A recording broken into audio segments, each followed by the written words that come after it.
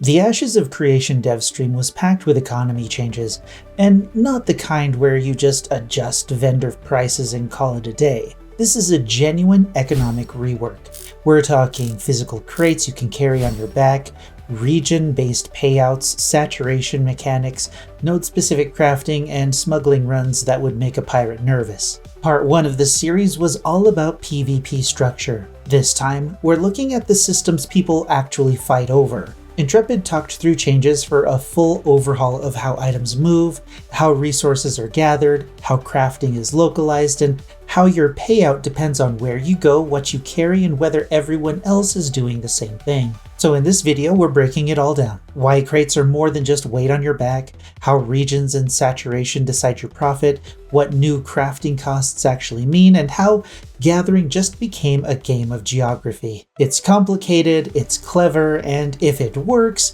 it might be the first MMO economy that actually feels like the player-driven system Intrepid has been promising. The economy changes will make every trade run a liability. Gone are the days of invisible cargo and magical delivery, and now crates are physical items carried on your character's back with movement penalties, limited actions, and the constant threat of dropping them if you die or disconnect. You can still dodge, maybe even pop a mobility skill or two, but don't expect to outrun a mounted ambush while hauling lumber. And if you're thinking about stealing someone else's crate, you better come prepared.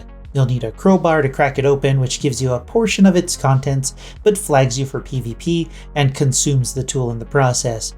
Or you can just pick up the crate and deliver it somewhere yourself, but unless you're the original crafter, the payout may not be the same. There are 5 crate types revealed so far. Commodity crates are your standard trade goods turned in for gold. Construction crates are used to fuel node upgrades. Personal crates let you move your own resources across regions. Relic crates are tied to PvP objectives and must be turned in at specific shrines.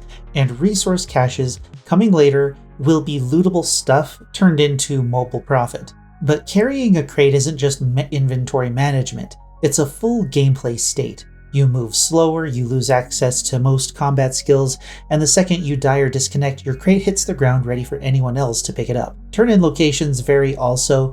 Some crates only work at ports, shrines, black markets, or specific NPCs. But you can use a mule, coming soon, to carry 2 crates, one on each side and then one on your back. So if you're riding a mule, you can carry 3. But we're assuming that when the hunting and the animal husbandry stuff gets figured out, mules can be upgraded, so to speak, so I guess that's something we have to look forward to. But even getting a crate in the first place takes planning. They're crafted at specific stations using node currency and regional reagents, and each crate type has its own recipe. That means you don't just gather the materials, you have to find the right node with the right facilities to turn them into cargo and then travel wherever it is they need to go. You're managing logistics from start to finish. And even if you don't have the materials, that doesn't mean you can actually make it. Crafting stations aren't available everywhere. They're tied to the buildings a node chooses to construct. That means your favorite crafting profession might be locked out of an area entirely, forcing you to travel to specific nodes just to do your work. If your server's only weapon crafting station is across the continent, you had better find a fast mount. So whether you're running trade goods, node upgrades, or relics for your guild, you're not just transporting an item. You're betting on your route, your awareness, and your server's capacity for violence. And now, where you're going matters more than ever. The economy is divided into regional layers: your local node, neighboring nodes, and distant regions beyond. The farther you deliver a crate, the bigger the payout, but the farther you go, the higher the risk. Distant runs mean traveling through more PvP zones, dodging more unpredictable encounters, and possibly walking right into someone else's ambush plans. But distance isn't the only factor. Each node tracks the last 7 days of trade activity. If everyone's dumping the same crate types into one region, the reward is reduced. If nobody's been delivering there, the payout spikes. That's the saturation system. A dynamic value shift based on player behavior. You're not chasing fixed gold per minute routes anymore. You're chasing opportunity. And that logic extends to gathering. Resource placement isn't randomized anymore. It's been rebuilt using developer tools that let Intrepid tie spawns directly to the environment. Ores are found in caves, herbs grow in dense forest, and aquatic-type plants are tied to freshwater zones like rivers and lakes. The system mirrors the geography and doesn't override it. The devs specifically called out their ability to control what spawns near water, underground, or in particular biomes. It's not just visual flavor, it's how the entire gathering loop works now. If you want rare materials, you'll need to know the land as well as the loot tables. But gathering is just the first step. Raw materials often need to be processed before they're useful, and processing facilities, just like crafting stations, aren't going to be available everywhere. That means you gather in one place, process in another, and finally craft somewhere else. Every step is a logistical puzzle, and whether it's efficient or a complete waste of time might come down to which mayor built what on your server. And this system isn't just about profit. Some crates, like the construction crate, don't pay you gold at all.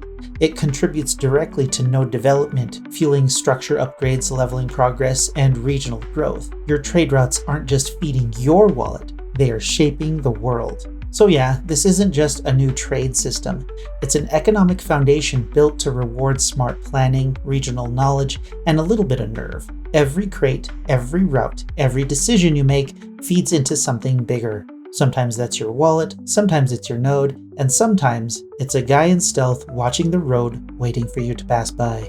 If it all works like they've described, we might actually see an MMO economy that doesn't just pretend to be player-driven, but actually is. But we're not done yet. In the final part of this Devstream breakdown, we're covering guild perks, relic control, and naval systems, the big picture mechanics that tie together world progression, territory control, and long-distance trade. These systems are foundational to what Alpha 3 is trying to test, especially for organized groups and for Vera as a functioning, interconnected economic rat race. That's all for today. You're welcome.